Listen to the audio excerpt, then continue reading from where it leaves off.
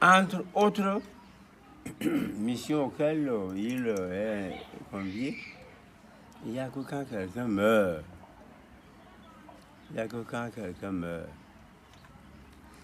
On finit d'organiser le rite, la cérémonie d'inhumation.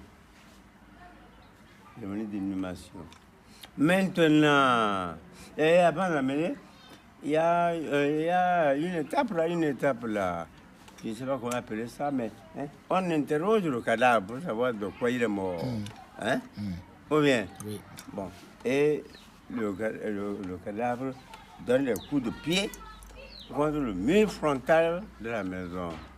Mais après, pour confirmation, quand on finit de l'enterrer, là, les jours qui viennent, on va chez le camp. On organise au porte maintenant tout ça. On appelle au camp et vient là. Et en pleine journée, il est dans la chambre, les anciens sont là. Et il prend un grelot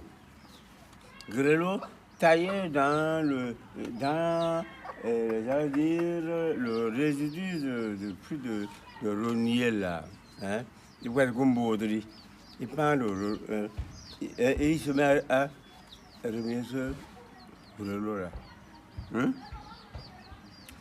Et il invite de ce fait non seulement le défunt pour qui on a organisé la cérémonie, mais aussi tous les défunts de la famille pour qu'ils doivent l'accompagner pour signifier que bon, il est arrivé et ils l'ont bu.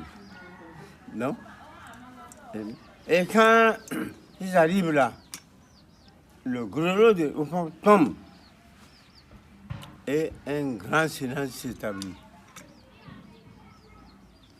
Et vous entendez la voix de celui qui vient de partir. Et il présente les membres de sa délégation.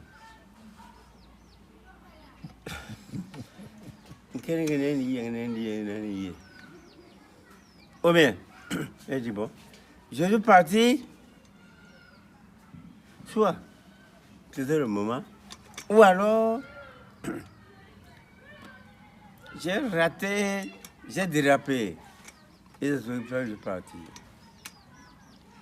Mais ce dérapage-là, ne pensez pas que c'est terminé. Il se poursuit.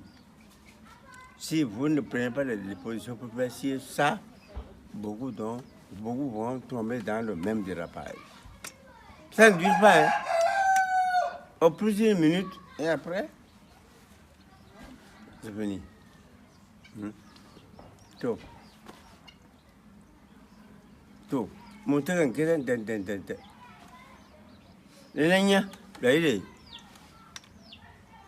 dit, allez, mienne. Donc, c'est un truc comme ça.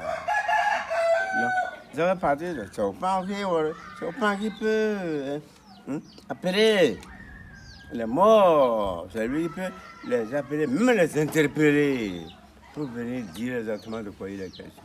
Et soulager les vivants.